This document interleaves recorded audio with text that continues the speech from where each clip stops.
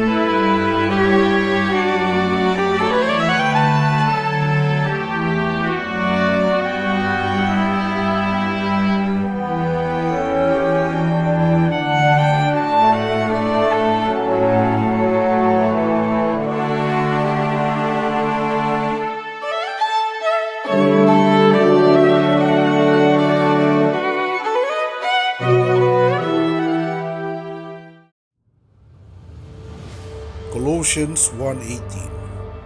And he is the head of the body, the church, who is the beginning, the firstborn from the dead, that in all things he might have the preeminence. Colossians 1:18.